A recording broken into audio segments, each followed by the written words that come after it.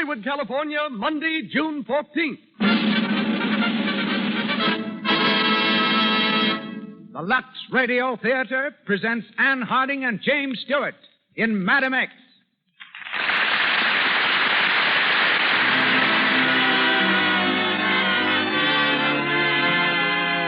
Lux presents Hollywood. Madam X comes to you through courtesy of the makers of Lux Flakes, the most popular fine fabric soap in the world.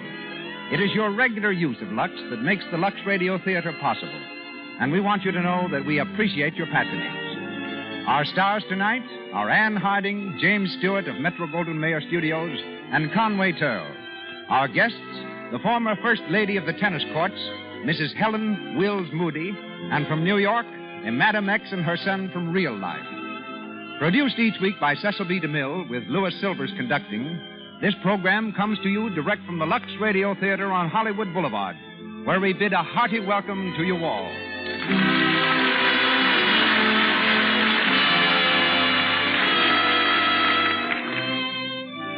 Before we hear Anne Harding, James Stewart, and Conway Turl in Madam X, may I remind you that summer is practically here, with its cool, comfortable cottons, its wash suits and dresses and sport things. These clothes can look so fresh, so crisp and immaculate that it makes you cooler just to see them. And I don't have to tell you how comfortable they feel. There's no reason why your summer things should ever lose their cool, crisp, new look. Lux is especially made to protect them. These delicate flakes are free from the harmful alkali too often found in many ordinary soaps. Any color, any material that's safe in clear water alone is safe in gentle Lux. Make a note to order Lux tomorrow. You'll find the large-size box most convenient. And now, the Lux Radio Theatre presents its eminent producer, that outstanding pioneer of motion pictures, Mr. Cecil B. DeMille.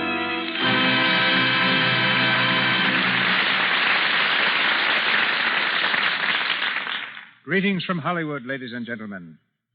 Anne Harding became an actress because she wanted to write.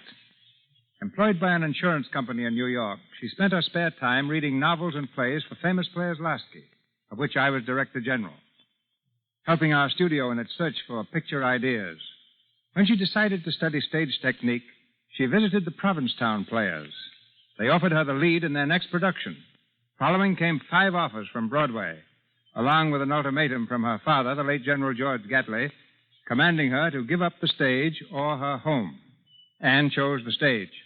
And 8 years passed before the General admitted that an actress in the family, especially an actress like Anne, was no discredit to the Gatleys. Several months ago, Anne went abroad, made a picture in England, and triumphed on the stage in Canada. She returned last month to Hollywood with her husband, the distinguished conductor, Werner Jansen. Tonight in Madam X, she plays the title role. With the same speed that he displayed on the track while attending Princeton University, lanky James Stewart has vaulted into picture popularity. At Princeton, he studied architecture when he could tear himself away from playing the accordion. One summer, he worked as an assistant to a magician, but there is no truth to the rumor that he became a lady killer by sawing a woman in half. From college, he went into summer stock, was stage manager for Jane Cowell, and soon after was acting on Broadway. Metro-Goldwyn-Mayer brought Jimmy to Hollywood, and he's heard tonight as Raymond. In the role of Alan Cartwright, we present Conway Turl, an outstanding personality on the stage and screen for more than 20 years. Out of the limelight for a while, Mr. Turl made a remarkable comeback on the stage in Dinner at 8 and is currently seen in Romeo and Juliet. Now for our play. Our stars make their entrance as the curtain rises, and the Lux Radio Theatre presents Anne Harding and James Stewart in Madam X with Conway Turl.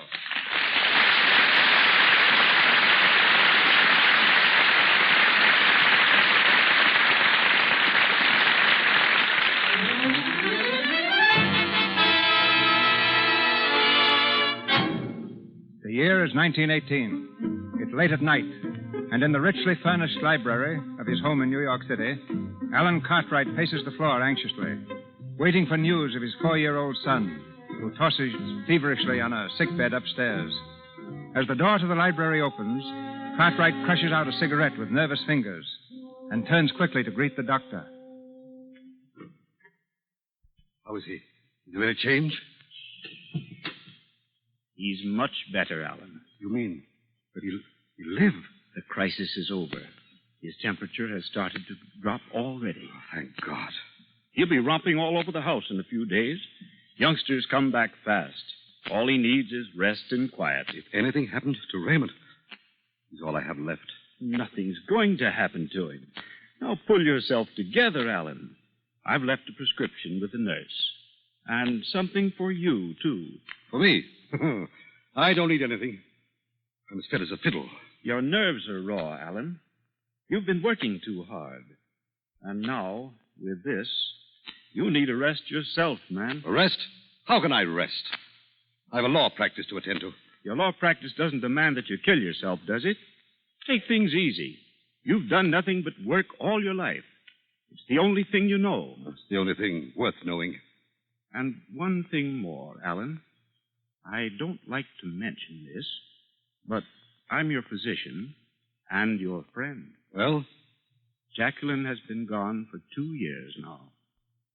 She's not coming back. You've got to begin to accept that fact.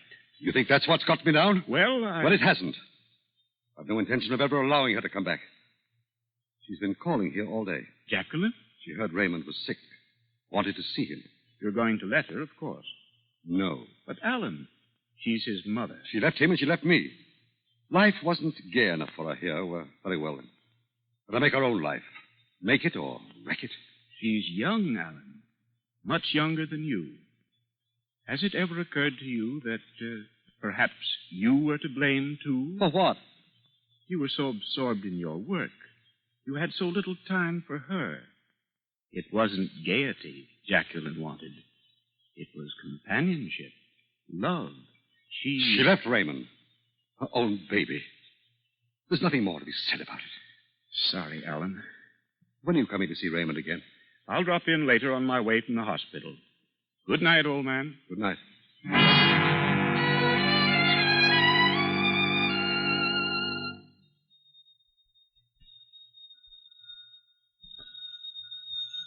Just a moment, please. Oh, good evening, ma'am. Good evening, Bessie. Is Mr. Cartwright in? Why, yes, ma'am. That is, I'm not sure, ma'am. How is Raymond? I'm sorry, Mrs. Cartwright, but Mr. Cartwright said that... Did he leave orders that I was not to be admitted, Bessie? Is that the trouble? Yes, ma'am. I'm sorry. You got the doctor back again, Bessie? Let him in. Don't give him... Oh. Good evening, Alan. You may go, Bessie. Close the door. Yes, sir. Well? I've come to see Raymond. How is he, Alan? I told you not to come here. Oh, please. How is Raymond? Is he any better? The danger is over. Oh, may I see him, please? No. All I want to do is open the door and look at him. He mustn't be disturbed. I won't disturb him. I'm sorry. But I'm his mother, Alan. I've a right to see him. You forfeited that right when you left him 2 years ago. I'm sorry, Jacqueline. I didn't leave him, Alan. I left you. I had to. It was a mistake, I admit it, a great mistake, but I only meant it to be for a little while, just time enough to think things over. Why didn't you answer my letters, Alan? I sent you money. Why didn't you answer my letters? I was busy. You were always busy, weren't you, Alan? That was always the trouble. I reached out for you again and again. I could never find you. You knew what you wanted, Jacqueline. Now you've got it. You left Raymond and you left me. And there's no returning. It's too late for that. You want a divorce, Alan? No. No? But you... Oh, I see. It isn't a good thing for a man to be divorced if he wants to be a judge. You'd sacrifice your whole life for that, and mine too, wouldn't you? It's my career, not yours. I'm sorry, but you'll have to leave now. I've come here to beg your forgiveness, to ask you for one glimpse of my own baby, and... Too much excitement. I won't excite Raymond. I love him. But you won't let me near him. Clients, courts, the judge's robes. That's what your life is, and all it will ever be. You don't know what love means. Get out! Opinions, decisions. Human beings aren't bound in leather and filed with your law books. They live. They make mistakes. me forgive and love and keep on living. Oh, please, Alan, let me see him. Let me see my baby. No, Jacqueline. You say I'm hard. Well, perhaps I am. But it's for his good, too. I don't trust you. You've made me too unhappy. You've ruined my life. You're not going to have a chance to ruin his. I should hate you for this, Alan, but I can't. I can't feel anything at all for you, except pity. You don't know what you're doing. You don't know what it means. But someday you will. And you'll never forgive yourself, Alan. Never.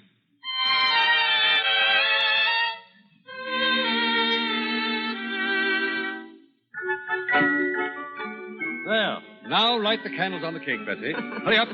We'll surprise him. 10 candles. 10 years old today.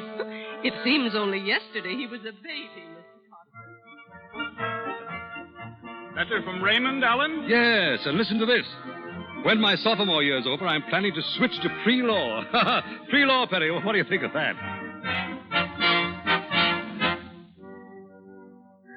It is my privilege this day to award them their diplomas. May they practice their profession in uprightness and in honor. Will the men step forward, please? Albert Ainsworth, John Butler, Howard Bridges, Raymond Cartwright, James Carvell, Gerald Crandall. Albert Ainsworth, John Butler, Howard Bridges, Raymond Cartwright. There you are, Dad. My name in the newspaper. I see it, son. Yeah, you can just about see it, yes. Pretty small print, isn't it? Well, it'll be larger someday. Well, not as large as yours, I'll bet. But did you see that story on the record this morning? Alan Cartwright sworn into the state Supreme Court. I got a real kick out of that. Yeah, so did I. You've been working for it long enough. All my life, son. Now it's here. Hey, you must feel pretty good. Yes. Yes, I suppose I do. Well, I don't see you throwing any hats into the air or anything. You know, if I ever just get one case, I'll be a success, you know. Well, success isn't everything, son. You will find that out as you get older. There's more to life. Oh, much more. Such as what? Well, a home, friendship, family, a clear conscience. Do you have those, Dad? I have.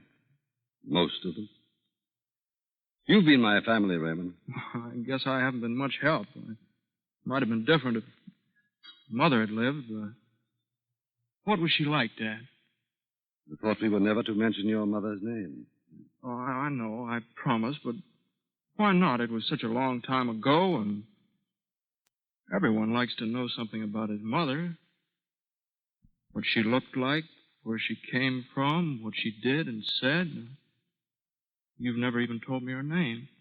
She died when you were 4. You were ill at the time. Where's she buried? What? Where's Mother buried? Oh, a long way from here, Raymond. I'll take you there someday. What was her name, Dad? Jacqueline. Jacqueline. Beautiful name. She must have been beautiful.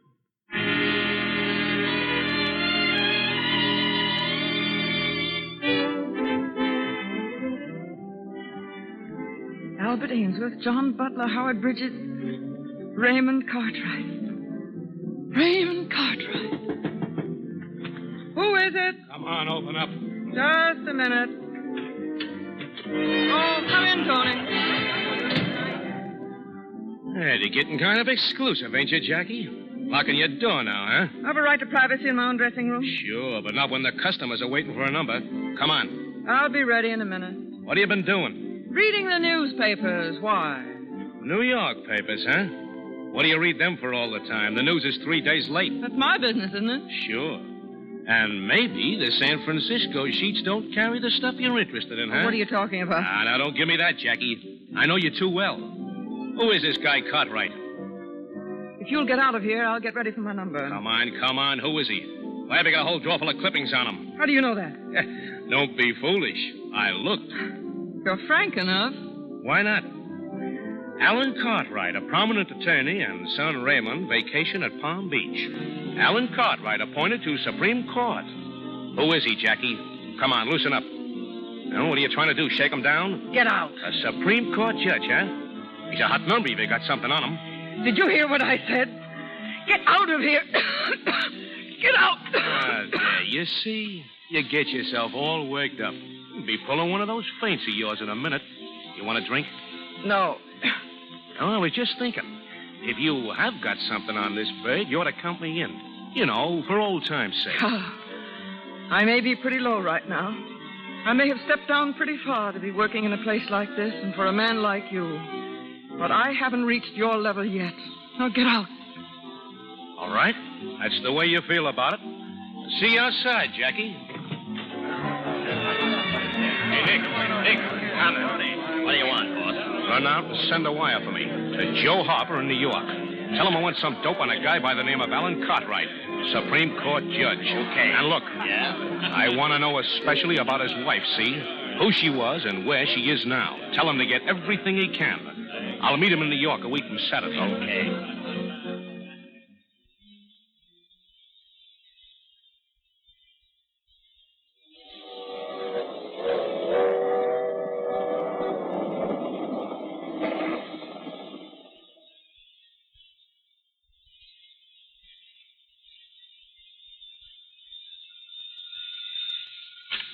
Hello?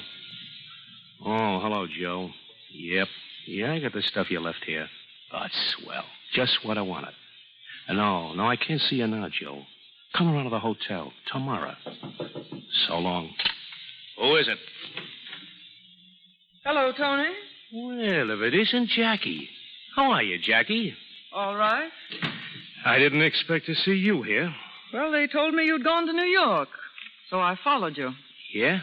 What for? Just to make sure you didn't try anything that might get you into trouble. Thanks, but I don't need any advice from you, see? I got everything I need, Jackie, and it's a swell story. Is it? You see, I know who you are and who your husband is, and your son, too. And what are you planning to do with that information? I'm going to do with it what you didn't have the nerve to do. I'm going to use it. To blackmail him? Oh, no. I'm just going to tell him where his wife is and what she is. Oh, no, you're not. Huh? And who's going to stop me? I am. You're not going to ruin my son's career, Tony. I'm not the type to stand by and see you wreck his life. Yeah? Well, what do you think you're going to do about it? It's very simple. Huh? Put that gun down. You don't scare me. I'm not trying to scare you. You know where you'll land, don't you? That doesn't worry me. I can't last much longer anyway, so I've got nothing to lose. You have. Sure. Sure, about $10,000 if I let you bluff me out of it, but you can't, see? Because I'm going to see him right now, tonight. I'm not bluffing. I mean it. Stay away from my husband. Get out of my way. I'm warning you. Stay away from my husband. I'll show you what I think of you and your warnings. Don't open that door. Well, why don't you shoot? Stay away from that door, I tell you. So long, bluffer. What's the matter? What happened? He's in there. Take in that room. Stop. I heard her. What's going on up here? Ah, she's killed him. Grab that woman. I'll get the police. Come here, you. Take your hands off me. I did it. I'm not trying to escape. I killed him.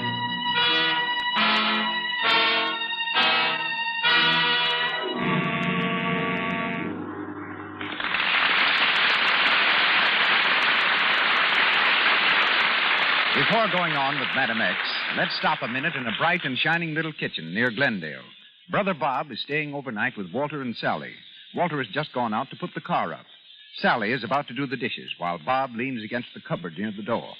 Oh, Lux Flakes. So you use Lux for dishes, too? Indeed I do. No dishpan hands for me. Yeah, that's what Kay says, too. And she ought to know. Remember how she complained last winter about dishwashing making her hands sore? You bet I do. Just about the time you came on here for a visit. Honestly, I didn't believe a girl's hands could look so rough and red. All split around the nails, too. And all because she was using a harsh soap for dishes. Trying to save money, she said. Well, I got her to change to Lux. Honestly, it was almost unbelievable how much better her hands looked in just the short time I was there. She says she finds Lux isn't at all expensive. She sure is proud of her hands now.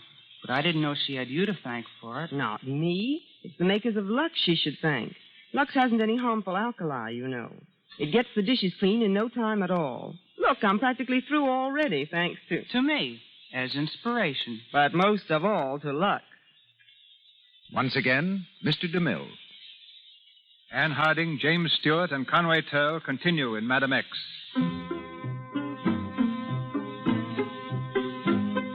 Arrested for the murder of Tony Phillips, Jacqueline is taken to police headquarters.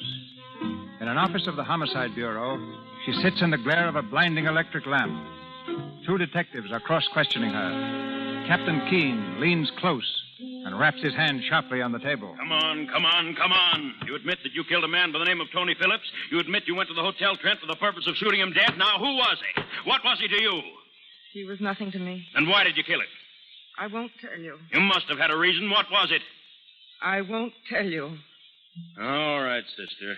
But you're making it a lot tougher for yourself.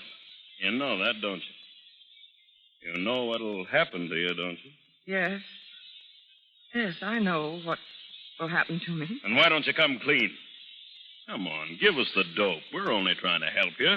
I have nothing to say. You're waiting for your lawyer, is that it? I've no lawyer. But you're going to have one. No. It's no use, Chief. Let her send her back till we get a chance to work on this thing. Wait a minute, Murphy. I'm going to give you one more chance, sister. I won't ask you who the man was. I won't ask you why you shot him. All I want to know is one thing. Who are you? What's your name? Where do you come from? Come on. What's your name? You can tell us that, can't you? What's your name? Who are you? All right, Murphy. Send her back. Flynn, Yes, sir.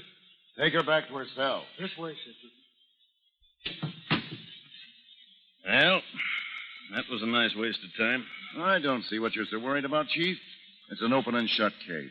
She walked into a hotel room and drilled a guy.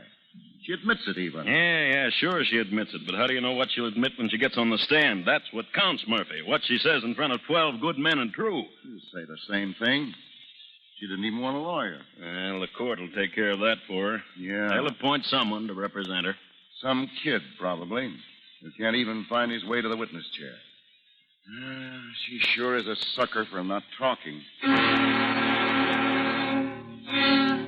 the interest of justice, it is the duty of this court to see that the accused is ably represented by counsel. To that end, and to assure the accused of a just trial in accordance with the laws of this state, the court hereby appoints as counsel for the defendant, Raymond Cartwright. Hello, Dad. Well, come in, Raymond. Well, I've got it. Got what? My first big case. Look me over. Good boy. The first one's always the hardest, you know. Yeah, don't I know it? Of course, there's not much glory attached to this one. It's one of those assignments. Oh, well, it's a start, Raymond. Well, that's the way I look at it. Criminal case, I suppose. Yeah, she's charged with murder. Oh, a woman, eh? Mm-hmm. Any evidence? Well, that's the whole trouble, you know. It's all evidence. She admits everything. She won't talk about it. Won't even give her name. Oh, yes. I think I read something about it in the papers this morning. What is it the reporters are calling her? Yeah, trust them to give it a name. They're calling her Madam X. That's it, yes. Well, they've handed you a nice one for your first case. How are you handling it? Well, I haven't decided that yet. Well, you have to get her to talk. Any luck so far? No, I haven't even seen her. She wasn't in the court when I got the assignment. I'm seeing her at the Tombs at 4 o'clock. I don't know what I can do for her if she won't give me anything to go on. And, well, if she admits everything now, it's sort of hopeless, I guess. Well, you can't tell. You can admit the murder and still get an acquittal, you know. Temporary insanity. Self-defense. Extenuating circumstances. Oh, it's been done before. Yeah, I know, but isn't that sort of drawing it a little fine? Oh, not a bit. You see, justice is a funny thing. There's a district attorney on one side, a counsel for the defense on the other. Your job is to present your client's case in its most favorable light. Just as it's the DA's job to convict her, if possible. If you can dig up any facts that might conceivably influence a jury to vote not guilty, it's your right and your duty to use those facts.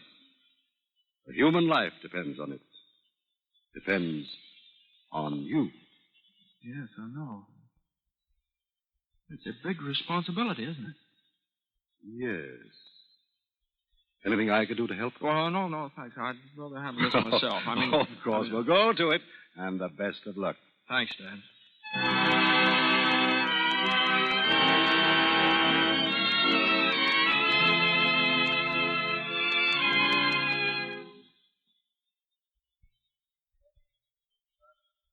You can make her talk. You're a better man than the whole homicide squad. How long has she been in here? 10 days. She ought to come to trial pretty soon. No use in delaying on these open and shut cases. Have you questioned her since you brought her in? Every day. She won't talk. She won't even eat. She just sits there and stares at you. It's enough to give a man the creeps. You still won't give her name, huh? No. She says her name is Williams. Laura Williams. She admits it's a phony. It's only for the records. Here we are. You've got a visitor, sister. Go ahead, son. Thanks. I'd like to see her alone, of course. Sure. I'll be at the end of the corridor. Just yell when you want me. How do you do? What do you want with me? If you've been sent here to question me, you're wasting your time. I've nothing to say. I've told them that. Oh, no, I'm not an officer. I'm your attorney. I told them I didn't want an attorney. No, but you have to have someone to plead your case. You see, that's the law. I was appointed by the judge. Well? Well, if I'm to represent you, I've got to know something about you. Who you are, where you came from. You'll tell me that, won't you? My name is Laura Williams. Oh, but that's not your real name. They asked me my name for the records. I told them my name was Laura Williams. That's all I have to say. But That's all I have to say. Well, you're not being very fair. You're not being fair to yourself or to me either. You? Yes, You see, this is my first case. Oh. That doesn't sound very encouraging, does it? But I think I can help you. That is, if you're just giving me the chance. Now, I did want to make a showing on this. So if you don't want to do it for yourself, perhaps you'd be willing to help me. You're very young, aren't you? Oh, I'm 24. 24? I had a son. He'd be 24 now, too. And he's just... Then he's alive. I didn't say that. I'm sorry.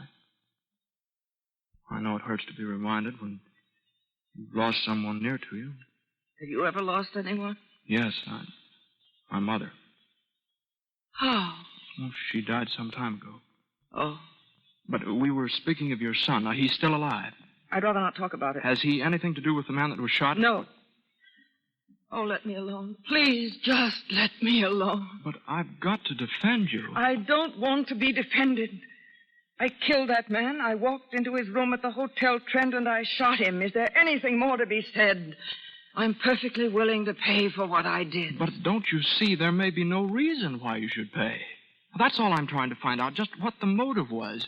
You see, you might have had a good reason to kill him. I did. Well, did he threaten you in any way? No. It wasn't self-defense then? No. Did he threaten anyone near to you? No. Your son, perhaps? No. Why do you keep bringing up my son? Well, it's the only thing I know about you. That you have or had a son. I'm just groping in the dark, that's all, trying to help you. You can't blame me for that. It's just my job. I'm sorry. I'm sorry, too, that this had to be your first case. But you mustn't take it too much to heart. Everything's against you. Nobody expects you to win.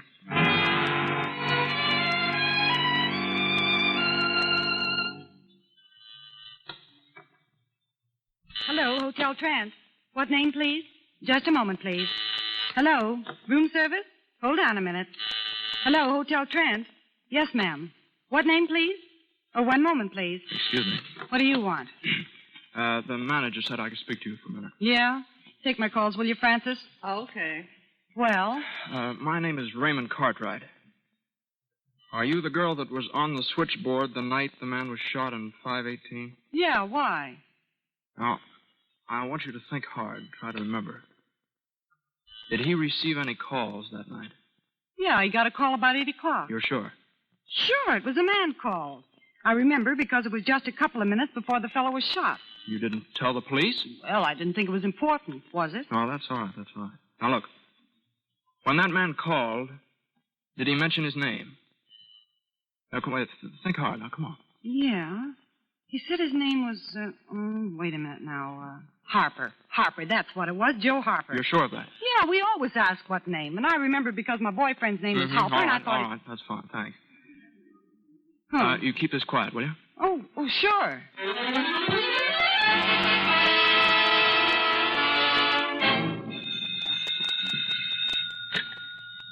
Hello? Yes? Well, what'd you find? Well, now keep looking. Will you try the city directory? Try anything you can think of. Now, we've got to locate this Joe Harper before we go on trial. All right, thanks. Oh. Any luck, son? No, nothing yet. If I could just get this man Harper, I might learn something. I've got 2 men working on it right now. Well, what about the woman? Have you asked her? She doesn't know him. If she does, she's not saying. I can't get her to talk about this case. She's just not interested. They brought her the notice of the trial. She didn't even read it. She doesn't even know my name, and I'm defending her. When do you go to trial? Thursday morning. Doesn't leave you much time, does it? I tried a postponement, couldn't get it. Dad, it's funny. This thing's got me. Well, that's natural. Your first criminal case? No, that's not the reason. There's just something about that woman. Something I can't explain. You think she's innocent? No, but I have a feeling somehow that what she did, she had a good reason for doing. She was protecting someone. I'm sure of it. Well, silence seems a pretty good indication of that. I'd use that point in the summing up if I were you. Oh, I'm going to. I don't know what good it'll do, but the only thing I've got to go on so far. She's never given you anything else? No, except that first day about her son. She talks to me now, though. What about? Oh, about everything except herself. She sort of rambles on as if I weren't there. But every once in a while I catch a glimpse of something in her life. Something dark and sordid, something that's been gnawing at her for years. And she's been through hell, that woman. It's in her eyes. But then there's something beautiful there, too. Something I've got to save if I can. I think you will, son. If you feel like that, I don't think there's anything can stop you. I'm going to see her once more, just before the trial. I'm going to ask her if she'll go on the stand. You think there's a chance? Well, I don't know. I can only try. I think I'll be there to watch you, son. I've got a feeling that I'm going to be very proud of you. Whether you win or lose makes no difference. Remember that, my boy. All right.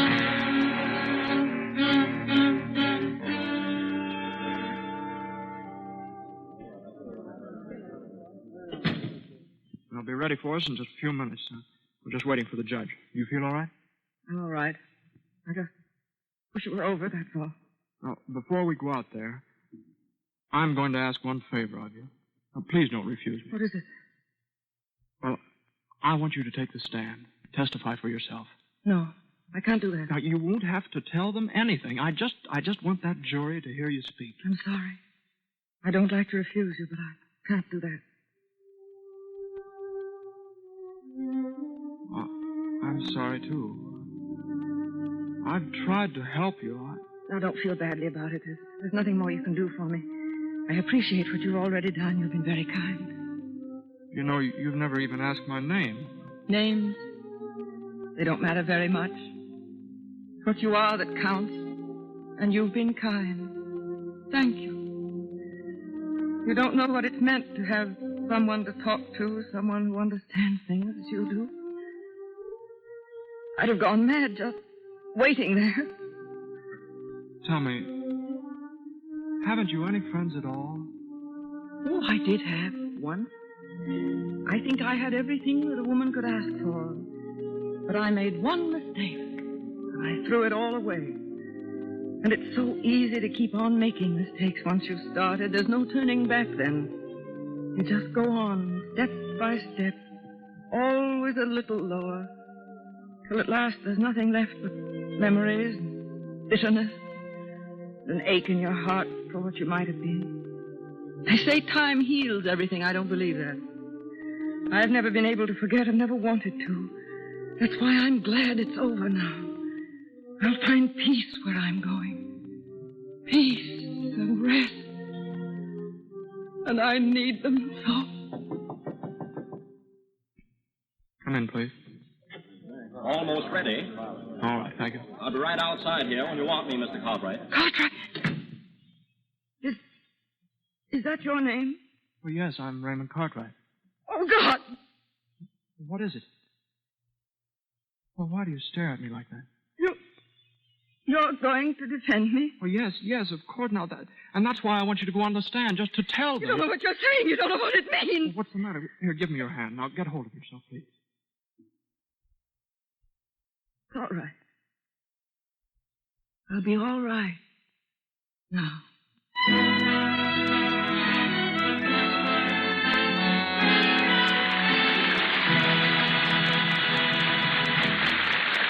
We pause for station identification. This is the Columbia Broadcasting System.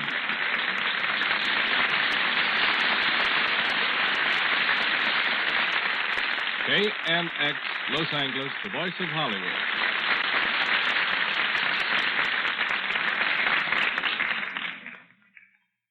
Anne Harding, James Stewart, and Conway Turl return shortly in Madam X. Tonight's play concerns one type of court. Now we hear from a young woman who's made history on another kind. 7 times Wimbledon tennis champion, 7 times United States champion, and 4 times champion of France. An unequaled record. Helen Wills Moody as one of the greatest of all women athletes. I introduce her tonight with the hope that she'll settle a question in the mind of everyone who follows this sport of king and commoner. Mrs. Moody, have you given up tournament tennis for good? Or is there a chance you'll return? I should like to go on one more tour, which would include Wimbledon and Forest Hills. It's difficult, however, to leave home for such a long time as is required for the summer tournaments. But there's something irresistible about tennis, and I find myself playing regularly at home in San Francisco 4 or 5 times a week. In a few days, the matches will begin at Wimbledon. That must be rather a hard call for you to resist. Indeed it is, but after all, it isn't Wimbledon or championships that make tennis such a grand game. It's the finest sport in the world because it's everybody's game, a sport for all ages. When I was in Stockholm, I played with King Gustav of Sweden, who's still on the courts in his late 70s. Here in Hollywood, you'll find many of the stars playing remarkably well, not only for exercise, but because they know tennis develops poise. Among them are stars like Errol Flynn, Clark Gable, Gilbert Rowland, Warner Baxter, Greta Garbo, Ronald Coleman, and Merle Oberon. I understand that now you're devoting a lot of time to designing clothes and painting. How does an artist's brush feel in a hand accustomed to a tennis racket? The fields are not so far removed as you may think, Mr. DeMille. The action of a tennis game, the sweep of the strokes, the graceful lines, the rhythm of motion, are qualities that lend themselves very readily to an etching or a pencil sketch. Look at a good painting, and then at a good game of tennis, and you'll find a kindred artistry. As for clothes, my interest in designing was stimulated when I once found myself with a match on my hands, but no outfit. I was in a large city, and yet couldn't find a store that had sensible sport clothes. Most of my designs have been for active sportwear, but I have also done some bathing suits and street dresses. Since I've been doing this designing work, my attention has been called to the problem of keeping up the attractiveness of sportwear, and I know that the answer has been found in the use of Lux Flakes. Sportwear lasts longer, looks better, and stays fresher when cared for with a splendid product responsible for this program. It's obvious, Mrs. Moody, that you believe in having a variety of interests. Yes, I believe if you have one main interest and a variety of lesser interests, it makes for greater happiness, in proof of which I've also tried my hand at writing, and I've just completed a book. I've called it 15 to 30, because it deals not only with tennis, but with the experiences I've had and what I hope I've learned during those years. All my thanks, Mr. DeMille, for asking me to appear in the Lux Radio Theatre. I'm sure you'll be a champion among authors, too. And now, back to the story of Madam X, starring Anne Harding and James Stewart with Conway Turl.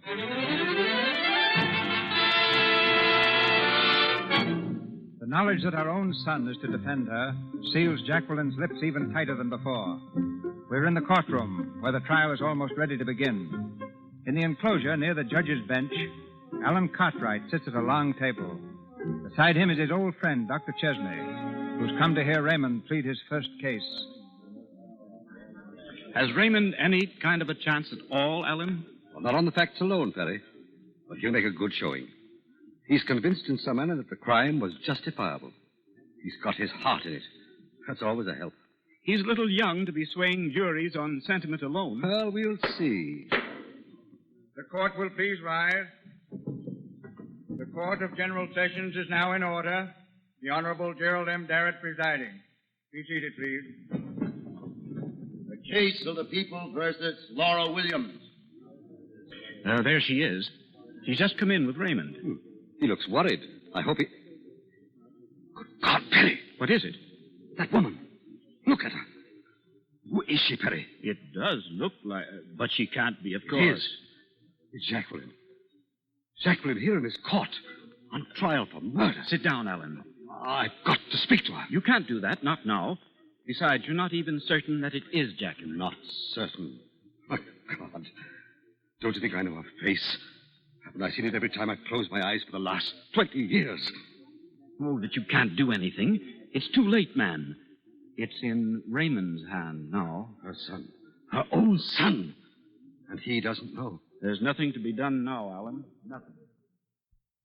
Here, sit down right over here and face the bench. Thank you. Feel better now? Yes. The state ready? Ready, Your Honor. Defendant ready? Ready, Your Honor. Proceed with the case, please. The state versus Laura Williams. The defendant is charged with the willful murder of one Tony Phillips on the night of May 4th, 1937.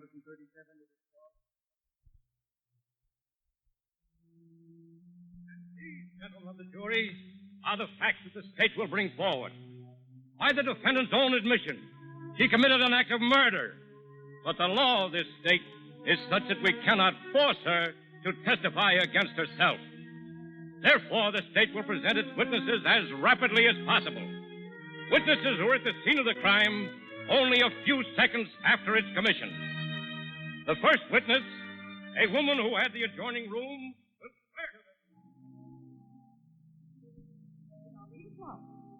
I was alone in my room, and I heard a shot. I ran out into the hall, and I didn't hear the shot, but when I got out there were about 4 or 5 people standing around the door of room 518. They were banging on it. I ran up to the door and tried to find out. There she was, standing over him with a gun in her hand. The gun was still smoking. She said, "I killed him. I'm not trying to escape. I killed him." That's all she'd say. And then I went downstairs to find an officer. Came back to the room. And that, gentlemen, is the case as presented by the state. The counsel for the defense has shown no flaw in any of the testimony he's heard, nor has he offered to produce any witnesses to refute this testimony. Your Honor, gentlemen of the jury, the state rests. Now, please, we can't let it just go at that. You've got to speak. You've got to tell me. No, don't say any more. Don't try to defend me. Let them send the jury out now. It can't make any difference, Raymond. Why do you call me Raymond? I don't know. You did it once before, too. I'm sorry. No, please. Please, but you say it as if it had some meaning to you. Do I? Will counsel for the defense present his case, please? No, don't say anything. Please, I've got to. Your Honor, gentlemen of the jury, you have just heard the state's case, and you have heard no denials by the defendant. The defense has no witnesses to present, and I am frank to admit that the defendant, in spite of my counsel, has repeatedly refused to take the stand on her own behalf. Now, this would seem to indicate that she has reason to be afraid, but we must look deeper than that. Now, this woman, gentlemen, whom you see before you, has admitted her guilt openly. She has nothing to lose by testifying. On the contrary, she has only to gain by it. But still she refuses. Now, there must be some reason for this. And from my conversations with her before this trial opened, I am firmly convinced that she is keeping silent for one purpose, and for one purpose only: to protect and shield someone near to her. Someone she loves. Yes, gentlemen, there is a mystery surrounding this woman that newspapers have called Madam X. Who is she? Where does she come from? Whom is she shielding? Whom is she protecting? Is it a husband, a daughter, a son? No, don't. She told me she had a son of my age. And she refused to speak any more of him, but he lives. Now, perhaps he faced some great danger. I don't know what, but she knew, and she killed to protect him from it. Now, you will say that this is supposition. Well, it is, gentlemen. It is supposition. But our law states that where there is a reasonable doubt of guilt, the defendant must be deemed innocent. Well, there is doubt here. Not as to actual fact, but as to motive. And the courts of our state have recognized time after time, case after case, that there is such a thing as justifiable homicide. Let me through here. Let me through. Order there. Your Honor, I'd like to speak to the counsel for defense, please. Counsel for defense is summing up his case. This is no time. Your Honor, if the court so pleases, this man is in my employ. Now, if he wants to speak to me now, I assure you it has direct bearing upon the case. Very well. Go ahead. All right, what is it? Joe Harper. I found him. What, is he here now? Sure. I served him with subpoenas and I found All right. him. Now get him up here quick. Your Honor, I ask the court's pardon for this interruption. I also ask the court for permission to introduce a witness for the defense. I object. The counsel has already begun his summation. A human life is at stake here. Objection overruled. Your Honor, I ask the court to call Joseph Harper. Joseph Harper to the stand. Raise your right hand. Gentlemen of the jury, I have never seen this witness. Now, his testimony may act to the advantage of the defendant. It may act to her disadvantage. But regardless of that, I believe he knows something about this case. What's your name? Joseph Harper. Where do you live, please? 618 West 74th Street. Now, I want you to look at the defendant. Have you ever seen her before? No. You don't know who she is? No. Now, tell me this. Did you ever know a man by the name of Tony Phillips? Did you? Yeah. Did you call him on the telephone at the Hotel Trent on the night of May the 4th? I guess so. No, did you or didn't you? Answer the question. Yes. And why did you call him? Well, he asked me to. When was that? A week before. He sent me a telegram. From New York? No, San Francisco. He wanted me to do him a favor. What was that favor? Well, he asked me to get some information for him. What about? Do I have to answer that? What about? Well, it was about a person that he was trying to... No, don't answer. Don't answer, do you hear? No, don't let him tell. Take him off the stand. Don't question him anymore. I'll do anything you want. I'll do anything. But please don't let him speak for my sake. Please. True what you said. I was protecting someone. It was my son. The man I killed was going to blackmail him and my husband because of me. He was going to wreck my son's life and my husband's career because of what I was and what I am now. That's why I couldn't speak. That's why I can never speak. In God's name, please don't ask me to tell. Don't ask me to give up my life for nothing. I'm not afraid to die if I know that he'll be safe. He's my son. My son whom I've never known and who's never known me. You can take my life. It's a worthless thing anyway, but please let him have his. Oh, she's fainted. Here, get a doctor, quick.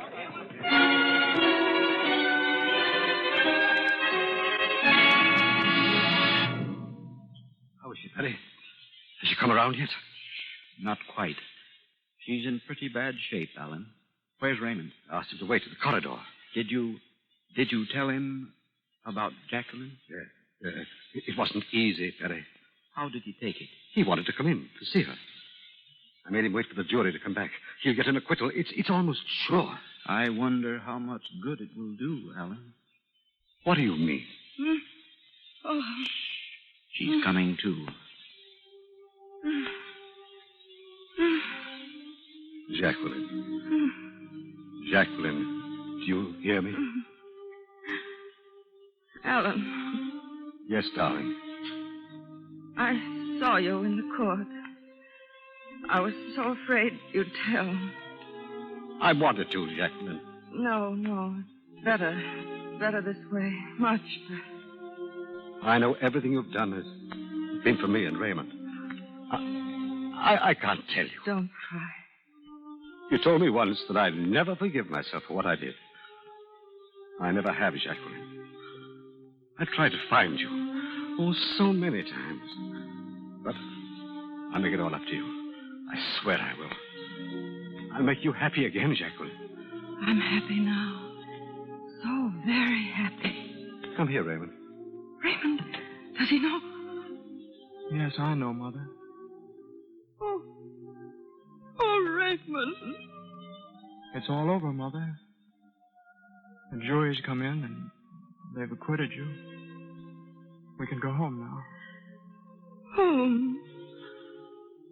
I only wish I could. But you can. You're going to. Give me your hand, Raymond. My son.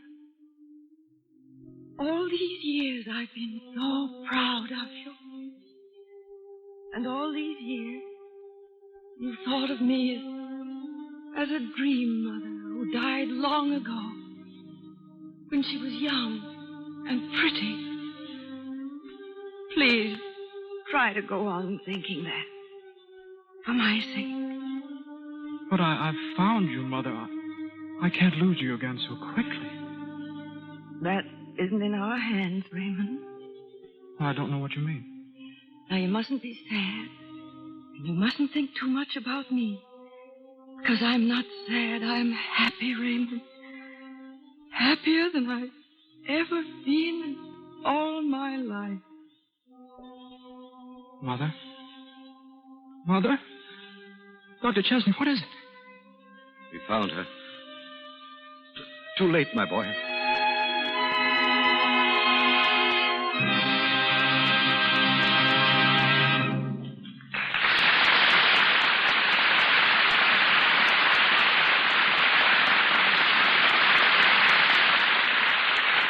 Anne Harding and James Stewart step from their tragic roles and speak to us as themselves in just a moment. From a different part of the country, we now present another Madame X and her son, whose name also is Raymond.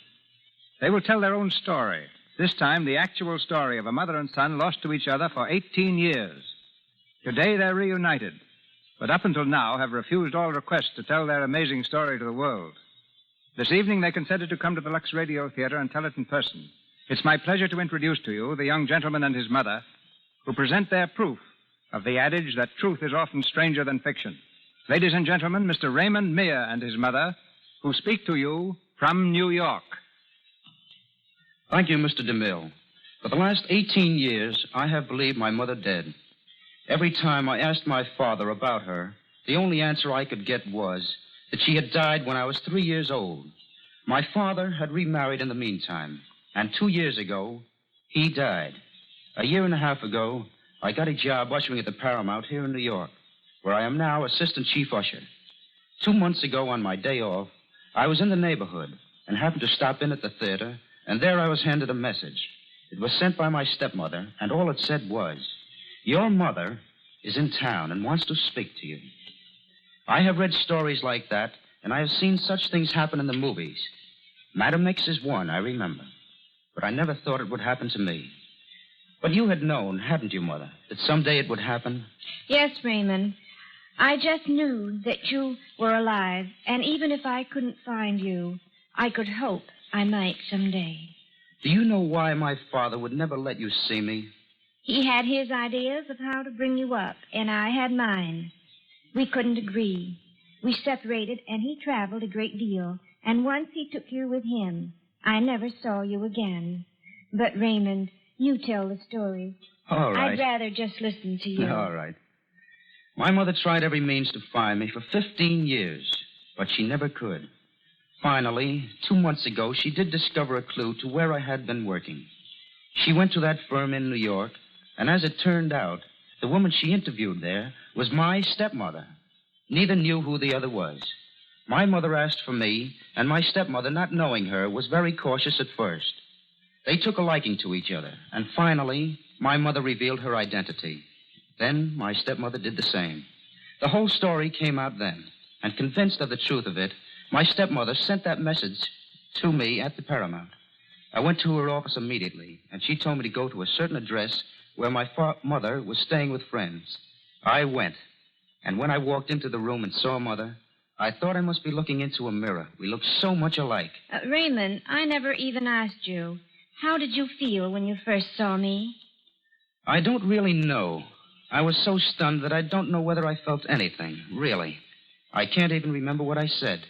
And I'm not sure I know what you said, do you? No, I just remember. All of a sudden, I couldn't see you. I guess I was crying. Very soon after my mother and I were reunited, we began checking over places we had been, where we might have met. We discovered that 1 month before she found me, she had been in New York, and some friends insisted that she go to the movies with them. They went to the Paramount, and as my mother still says, it was very dark inside. Maybe you are the young man who took me to my seat. And now, Mother, I think it's time we said goodbye. From Hollywood, we send our thanks to Mr. Meir and his mother, and the hope that their newfound happiness will be with them always. Before Mr. DeMille brings Anne Harding and James Stewart back to the microphone, may I remind you that the Lux Radio Theatre comes to you through the courtesy of the makers of Lux Flakes. The familiar blue box has a friendly place in most of the homes you know. These gentle flakes are made especially to safeguard fine silks and woolens. You'll find them kind to everything that is safe in clear water alone. Again, our producer, Mr. DeMille. Back to our microphone. Come Anne Harding and James Stewart, giving us, among other things, a chance to learn from Miss Harding her impressions of the stage and screen in England. Well, I'm afraid I'm hardly the right person to ask about English pictures, Mr. DeMille. I did make a picture in England, but an American produced it, an American directed it, and the cameraman was an American. Well, then how about the English stage, Miss Harding? Well, now, it isn't safe to start me on that subject. Playing on the English stage was a marvelous experience. Isn't it rather strange that George Bernard Shaw's play, Candida, wasn't given a major production in London for 37 years? In fact, not till you went over to star in it. Well, I could hardly believe it when they told me that. It was pretty exciting to find that it was such a success. What have you been doing, Mr. Stewart? When I left Hollywood a year ago, everyone was talking about that amazing young actor who lived with Henry Fonda, owned 30 cats, and played the accordion. We know Henry Fonda married, but what happened to the cats and the accordion? I don't know. Whatever attracted the cats in the first place, I don't know. They just seemed to come around. They haven't caught up with me yet. Every night I play the accordion to sort of discourage them. Are the neighbors in sympathy? Well, I just asked them which they'd prefer, an accordion or a troop of 30 yowling cats. I guess it's a case of the lesser of two evils. What do they say to that? Well, sir, I hardly ever get a civil answer.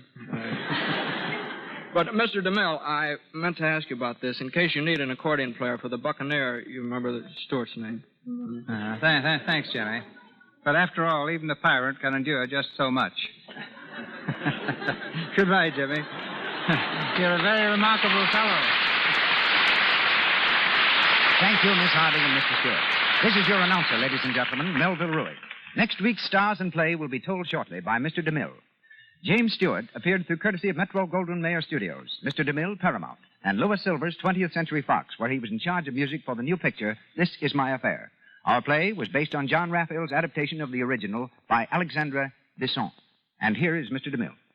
To the ever-popular Booth Tarkington, we're indebted for the story which comes to us next Monday night. A story whose suspense and delightful romance have ranked it as a classic of its kind ever since Richard Mansfield brought it to the stage many years ago. Its title, Monsieur Beaucaire. I'm especially pleased to announce that filling the title role will be one of the greatest artists of our time, Mr. Leslie Howard. And starring with him, Alyssa Landy.